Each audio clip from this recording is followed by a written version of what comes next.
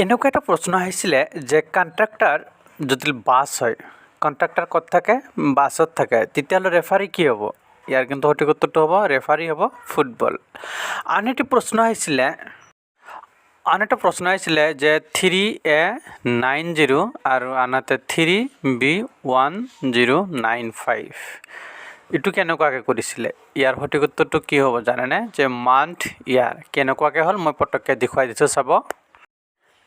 এই এটোৱে 30ক বুজাইছে, আনহাতে 3 এই 3 দি এই 30ক পূৰণ কৰিলে 90, মানে এই 30টো আপোনাৰ মাহ বুজাইছে, এমাহত 30 দিন। আনহাতে ইফালে যদি 3B দিছে, ইটো যদি মাহ বুজায় নিশ্চয় ইয়াতে তেতিয়াহ'লে হ'ব বছৰ, আৰু ইয়াতে যদি তাৰিখ হ'লে হয় তেতিয়াহ'লে ইয়াতে মাহ হ'লে হয়। ইয়াতে যেহেতু মাহ বুজাইছে ইয়াতে আমি বছৰ দিম ডাইৰেক্ট। ইয়াতে চাব 3B মানে কি বছৰ, বছৰত কিমান দিন থাকে? 365 দিন। এই 365 দিনক আমি এই 3 দি পূৰণ কৰি দিওঁ। নিশ্চয় এইটোৰ লগত এইটো মিলিছে, সেইকাৰণে আমি এইটো ক'ব পাৰোঁ যে এইটো মাহ, এইটো বছৰ। আন এটা প্ৰশ্ন আহিছিলে যে BFECKONLPT ইয়াতে হেচ দিছে, ইয়াতে কিউ দিছে। এই হেচৰ ঠাইত কি হয়, কিন্তু আখৰ বহিব? ইয়াত আপোনালোকে এটা কথা মন দিব চাব, আমি আগতে এইখিনি ওলাই ল'ব পাৰিলে তেতিয়া ইয়াতে কি বহিব সেইটো আমি সহজতে ধৰিব পাৰিম। ইয়াতে চাব, ইয়াতে কি দিছে? BC, মানে ইয়াতে বিৰ পিছত কি আছে? চি আহিছে। তেতিয়া ইয়াতে কি আছে? কেৰ পিছত এল আহিছে, নিশ্চয় মিলিছে। তেতিয়া ইয়াতো কি আছে? পিৰ পিছত কিউ আহিছে, নিশ্চয় এই ছাইডটো মিলিছে, যে এই আখৰটোৰ পিছতে চিৰিয়েলভাৱে পিছত যিটো আখৰ আছে সেইটো আখৰে আহিছে। তাৰপিছত চাব ইয়াতে কি কৰি দিয়া আছে? উল্টা কৰি দিয়া আছে, EF, সেই পিছত NO, নিশ্চয় মিলিছে। তেতিয়াহ'লে ইয়াতে যিটো টি আছে, টিৰ আগত কি হ'ব? নিশ্চয় ST হ'ব, নিশ্চয় মিলিছে। ইয়াতে S দিলে বস্তুটো মিলি যাব, ইয়াৰ সঠিক উত্তৰটো হ'ব এছ। আন এটা প্ৰশ্ন দিছিলে যে কোনটো সঠিক? চিত্ৰ কেইটামান দিয়া আছিলে, ইয়াৰ ভিতৰত কোনটো সঠিক? এনেকুৱা প্ৰশ্ন কিন্তু গ্ৰেড 4তো আহিছিলে, গ্ৰেড 3তো আছে, ড্ৰাইভাৰ পোষ্টতো দিছে। ছেম একেবাৰে, শব্দকেইটা খালি বেলেগ বেলেগ দিছে, চিত্ৰটো কিন্তু একেই দিছে। ইয়াতে চাব যে ভাষাটো এটা ডাঙৰ এৰিয়া, ভাষাটোৰ মাজতে কি হ'ব? ইংৰাজী ভাষা, অসমীয়া ভাষা, বঙালী ভাষা, গোটেইকেইটা যিকোনো ভাষা পৰিব, যে ভাষা পৃথিৱীত বহুত আছে, সেইকাৰণে ভাষাটো আমি এটা ডাঙৰ গোল দি ল'লোঁ। তাৰপিছত ফৰাচীটোতো এটা ভাষা, তাৰপিছত জাৰ্মানৰ দুটা এটা ভাষা, এই দুটা ভাষাটো আৰু একেই নহয়, হয় নহয়? বেলেগ বেলেগ, সেইকাৰণে এইটো ভাষাটো বেলেগ, এইটো ভাষা বেলেগ, দুটা গোল হৈ গ'ল, আৰু এইটো ডাঙৰ ভাষা। আৰু ইয়াতে যদি ইংৰাজী, বঙালী, হিন্দী আৰু কিবা কিবি দিলে হয়, গোটেইখিনি কিন্তু আমি এনেকুৱাকৈ গোল গোল দিলোঁ হয়, মানে ভাষাটোৰ ভিতৰতে সকলো পৰিব। ইয়াতে আন এটা প্ৰশ্ন দিছিলে যে অমিল কোনটো? VEWFXMKNLPSBTCU, ক'ত ইয়াতে অমিল আছে নিশ্চয় ধৰিব পাৰিছে। প্ৰথম আমি এইটো চাম, যিহেতু ইয়াতে কি এটা বস্তু আমি অনুমান কৰিব পাৰিছোঁ, ইয়াতে EF আছে, তেতিয়াহ'লে ইয়াতে মাজত আমি চাম KL, মিলিছে। BC, এই ভাগটো কিন্তু মিলিছে। আনহাতে আমি এইটো যদি মিলাইছোঁ, V পিছত কি আহে? W, নিশ্চয় মিলিছে। এমৰ পিছত কি আহে? N, নিশ্চয় এইটো মিলিছে। তাৰপিছত এছৰ পিছত কি আহে? T, নিশ্চয় এইটো মিলিছে।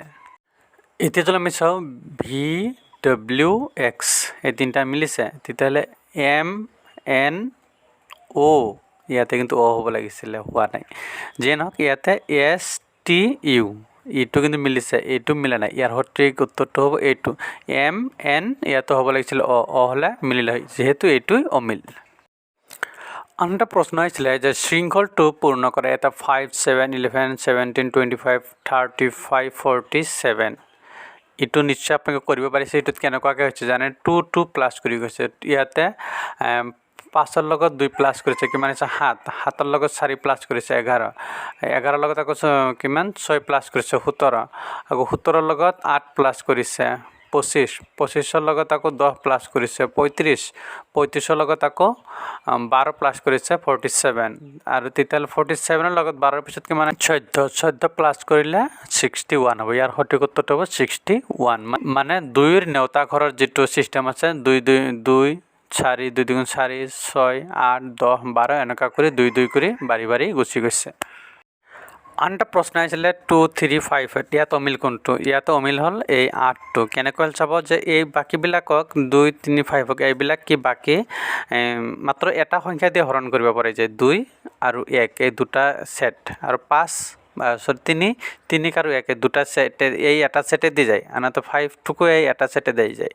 কিন্তু এই 8টোক 1 ইটো চাইডে দি যাব আৰু 2 4 গুণ 8 ইটোও যাব বা 4 2 গুণ 8 ইটোও যাব হয় নে নহয় সেইকাৰণে হ'ব এইটো অমিল আন এটা অতি সহজ প্ৰশ্ন দিছিলে যে এ বিতকৈ ওখ যোনে চিতকৈ ওখ ডি বিতকৈ ওখ কিন্তু এতকৈ চাপৰ আটাইতকৈ ওখ কোন ইয়াত আমি অতি সহজে ধৰিব পাৰিছোঁ যে এটোৱে আটাইতকৈ ওখ কিয়নো ইয়াতে এ বিতকৈ ওখ বুলি কৈছে মানে বিতকৈ ওখ চিত যোনে চিতকৈ ওখ কিবা এটা সংখ্যা আছে আৰু যে চিতকৈ ওখ মানে কোনে যে এটোৱে চিতকৈ ওখ হয় নহয় তেতিয়া ডি বিতকৈ ওখ এগুলা বাদে দিলোঁ ডি আছে ডি কি বিতকৈ ওখ যেহেতু বি ইয়াতে কোৱা হৈছে যে বিতকৈ এ ওখ হয় তেতিয়াহ'লে এতকৈ চাপৰো কিন্তু যিয়ে নহওক ইয়াৰ সঠিক উত্তৰটো কিন্তু এ হ'ব এ হ'ল আটাইতকৈ ওখ আন এটা প্ৰশ্ন আহিছিলে যে এটা আয়তক্ষেত্ৰক যদি আমি থিয়কৈ কাটি ইয়াৰ কটা